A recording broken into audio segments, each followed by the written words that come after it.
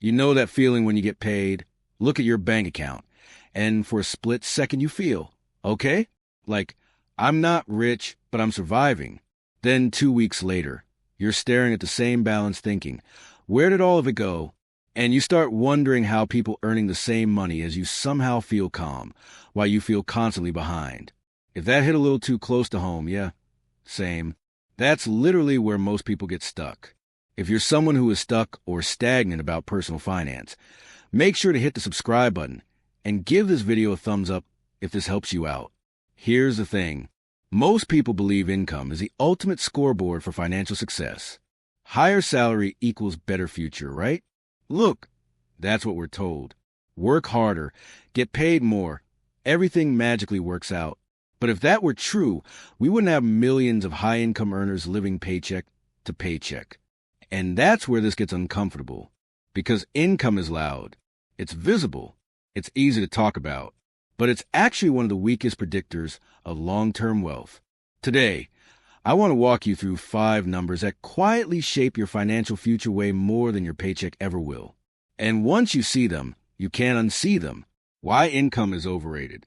Before we get into the numbers, we need to challenge a core assumption.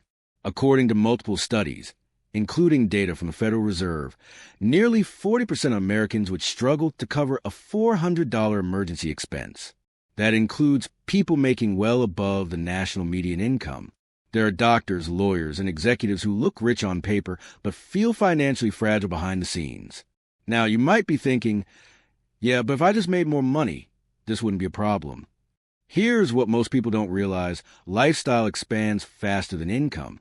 Psychologists call this hedonic adaptation. You get used to better quickly. The new car becomes normal. The nicer apartment becomes expected. The expensive habits quietly become permanent. So instead of asking, how much do I make? A better question is, what numbers are actually running my financial life? Let's get into them. Number 1, your savings rate. Not how much you save. Your rate. This is a percentage of your income that you keep instead of consume. And it is one of the strongest predictors of wealth accumulation, period. This is where it gets really interesting. Your savings rate does 2 things at once. Mathematically, it creates investable capital. Psychologically, it builds self-control and long-term thinking. Every time you choose to save, you're training your brain to delay gratification. And delayed gratification isn't just a money skill. It's a life skill. Action step. Calculate your current savings rate. Take everything you save or invest in a year and divide it by your gross income. If it's under 10%, that's your first leverage point. Number 2, your fixed cost ratio. This one is sneaky. Your fixed costs are the expenses that show up no matter what. Rent or mortgage, car payment, insurance, subscriptions, minimum debt payments. These costs create pressure. Here's the rule most wealth builders live by, even if they've never said it out loud. Keep fixed costs boring and flexible. Now look, buying a nice car or stretching for a bigger place feels responsible. You tell yourself it's stable. But when your fixed costs eat up 60 or 70% of your income, you lose flexibility. You lose options. You lose peace. Here's what most people don't realize. Financial freedom isn't about luxury. It's about optionality. Low fixed costs buy you breathing room. Action step. Add up all your fixed monthly expenses and divide by your monthly income. If that number is above 50%, your future self is carrying a heavy weight. Number 3, your net worth to income ratio. This one separates people who feel rich from people who actually are. Take your total net worth and divide it by your annual income. If your net worth is $30,000 and you earn $60,000, your ratio is 0.5. That means if your income stopped tomorrow, you couldn't even replace 1 year of your lifestyle. Here's why this matters psychologically. A low ratio creates anxiety. A higher ratio creates confidence. Not because you're flashy, but because you're buffered.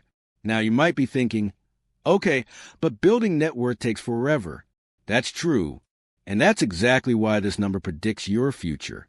Small, consistent gains here compound into freedom later. Action step. Track your net worth quarterly, not daily, not obsessively. Quarterly. Watch the trend, not the noise. Number 4, your debt-to-income drag. Not all debt is equal, but all debt creates drag.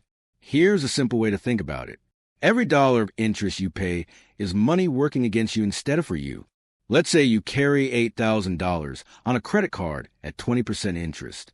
That's $1,600 a year just to stand still. Over 5 years, that's $8,000 gone with nothing to show for it.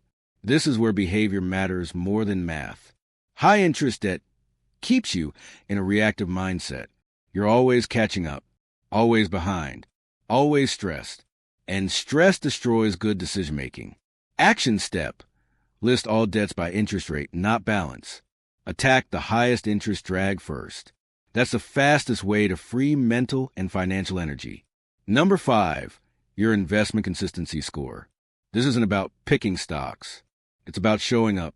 How many months per year do you invest in something, even if it's small?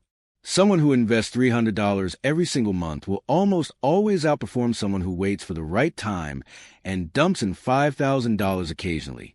According to long-term market data, investors who stay consistently invested outperform those who try to time the market by several percentage points annually. That difference compounds into hundreds of thousands of dollars over decades. This is where it gets really interesting. Consistent investing changes your identity. You stop seeing yourself as someone who hopes things work out and start seeing yourself as someone who builds outcomes. Action step. Automate your investments. Make it boring. Make it unavoidable. How these numbers shape your life. Here's the bigger picture. These 5 numbers don't just predict your money.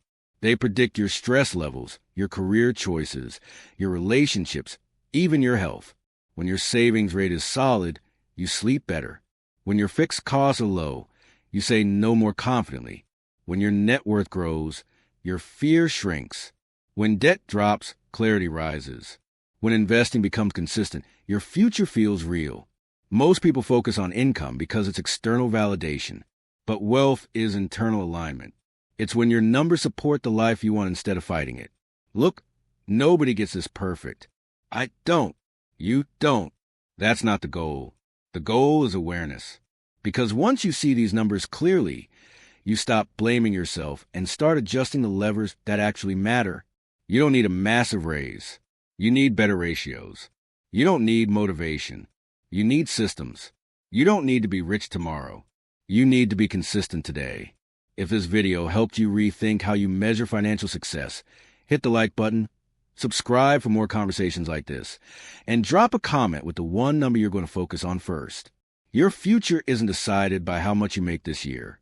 It's shaped by the numbers you manage every day.